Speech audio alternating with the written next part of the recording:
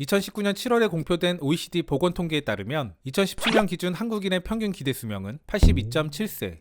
이는 OECD 평균인 80.7세보다 2년이 더 많습니다. 평균 기대 수명과 관련된 자료들은 UN, WHO, OECD 등 다양한 곳에서 나오는데요. 통계 범위 확정과 산정 방식의 차이로 인해 순위에 약간씩 차이가 있기는 하지만 최근에 나오는 세계 기준의 자료들을 보면 우리는 항상 최상위권에 위치하고 있습니다. 기본적으로 수명이라는 게 잘 사는 나라일수록 길어지는 특성이 있기는 합니다.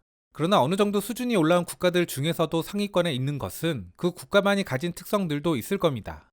오늘은 이러한 한국의 평균 수명에 대해 다룬 보겐 매거진의 기사를 소개해드려 볼까 합니다. 제목은 한국의 평균 수명에 관한 10가지 사실. 보겐 매거진은 보겐 프로젝트가 운영하는 웹매거진인데요. 이곳은 세계의 빈곤, 기아 문제 해결을 위한 비정부 기구입니다. 매체의 이런 특성 때문에 아직 우리가 해결하지 못한 부정적 문제 등도 일부 등장합니다. 이런 점이 비슷한 주제의 다른 기사들과 차별화되는 인상적인 부분입니다.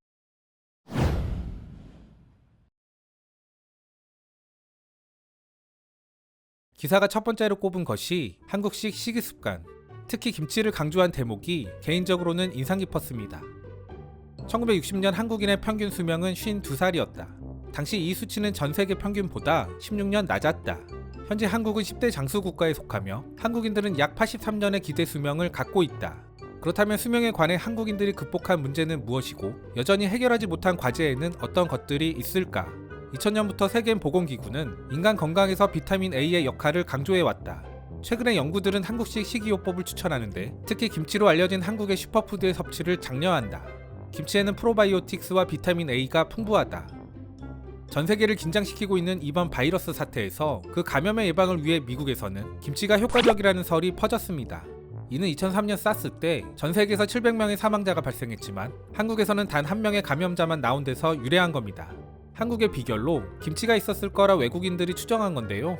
물론 전문가들은 근거가 없다고 명확히 선을 긋습니다. 다만 이러한 해프닝을 통해 김치의 건강성만큼은 널리 알려져 있다는 것도 알 수 있었습니다.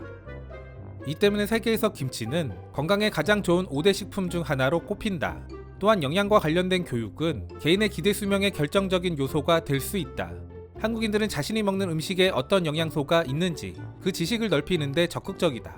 그리고 한국인들은 특히 어린이들을 위한 영양 분포도를 꼼꼼하게 따진다. 2007년 한국은 모든 학교에 영양사를 배치했다.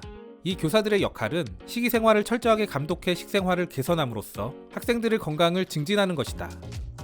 마트에 가보면 장을 보는 엄마들이 식재료의 영양 구성을 꼼꼼히 살피는 모습을 흔하게 볼 수 있습니다. 이런 것도 기사와 맥이 닿는 현실에서의 모습이 아닐까 싶습니다. 아무튼 한국은 전통적으로 먹는 것과 약은 같다 라는 약식동원의 개념이 있었습니다. 그리고 그 용어 자체는 모르더라도 건강을 위해 일상에서의 식생활을 중시하는 문화가 체화되어 있습니다. 건강과 사회복지에 대한 접근도 또한 국가 구성원 전체의 기대 수명을 늘리는 데 큰 역할을 한다. 예를 들어 유아 생존율의 향상과 같은 것이다. 2018년 한국의 출산율은 1.05명으로 사상 최저치에 도달했지만 건강관리 시스템의 질이 꾸준히 개선됨으로써 유아 생존율은 세계 최고 수준이다. 이에 더해 한국은 교통사고와 중증 질환자에 대한 사망률을 낮추기 위해 다양한 조치들을 적극적으로 전개해 나가고 있다. 낮은 혈압 역시 기대 수명에 영향을 미친다. 건강관리 시스템의 접근성이 높아짐에 따라 한국인들은 서양인들에 비해 혈압이 상당히 낮아졌다. 이는 뇌졸중과 기타 심장질환으로 인한 사망자, 그 수를 줄여주는 역할을 했다. 또한 연구에 따르면 사람의 키와 기대 수명 사이에는 유의미한 상관관계가 있는 것으로 밝혀졌다. 한국은 평균 신장이 꾸준히 증가하고 있는 국가. 이러한 평균 신장의 증가는 양질의 음식을 균형 있게 섭취할 때 나타나는 긍정적인 신호다. 기사에서 독특하게 느껴졌던 게 바로 키에 관한 언급입니다. 그래서 찾아봤는데요.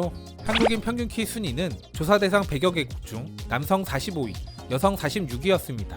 동양권에서는 제일 키가 큰 게 바로 한국 사람들입니다. 참고로 일본의 경우 남성은 170.7, 여성은 158cm이며 중국은 남성 167, 여성 158.6cm였습니다. 다만 기사에서 장수 비결로 말하는 것은 절대적인 키를 말하는 것이 아니고 과거에 비해 키가 어느 정도 컸느냐 라는 성장률에 관한 겁니다. 생활 수준의 발달로 인해 한국 사회는 의료 시스템의 보급이 확대되면서 시스템의 보편적 접근성을 확보했다. 한국은 과거 영양의 공급에 초점을 맞추던 국민보건의 방향을 1997년 국민건강보험 프로그램의 개설을 분기점으로 전환하게 된다. 이를 통해 사전적 건강관리 시스템으로 국민보건 정책을 완전히 바꾸게 된다. 기사는 마지막으로 한국이 직면한 문제로 자살 문제를 말하는데요. 여기서 매체의 특성이 잘 드러난다는 생각입니다. 한국은 건강관리 시스템과 일반 국민들의 생활 수준에서 상당한 발전을 이룩했지만 한국인들은 여전히 10대 장수 국가 중 가장 높은 자살률을 해결해야 한다. 1년에 약 16,000명이 사망하는 한국은 세계에서 10번째로 자살률이 높은 국가다. 세부적으로 들어가 보면 특히 노인 인구의 자살률을 낮추는 것이 시급하다. 이는 노년층의 빈곤화와 밀접하게 관련되는 문제. 현재 한국 노년층의 45% 이상이 빈곤층으로 분류되며 이러한 노인 빈곤의 문제는 우울증과 같은 정신질환에 의한 자살 문제를 불러온다. 개인적으로 저는 높은 자살률의 주된 원인으로 빈곤 문제만 있는 것은 아니라는 생각입니다. OECD 국가들 중 두 번째로 많은 노동시간, 뜨거운 교육열이 증명하는 치열한 경쟁의 압력, 이런 것들도 더해져 복합적으로 영향을 미친다는 생각입니다. 빈곤의 문제는 노인 자살률을 설명하는 좋은 잣대이기는 하지만 우리 사회 전체의 높은 자살률의 설명으로는 다소 부족하지 않을까, 그런 생각입니다. 아무튼 이번 기사는 음식에 초점을 맞춘 흔한 기사들에 비해 비교적 다양한 요인들을 잘 언급해 놓은 기사라고 개인적으로 평가하고 싶습니다.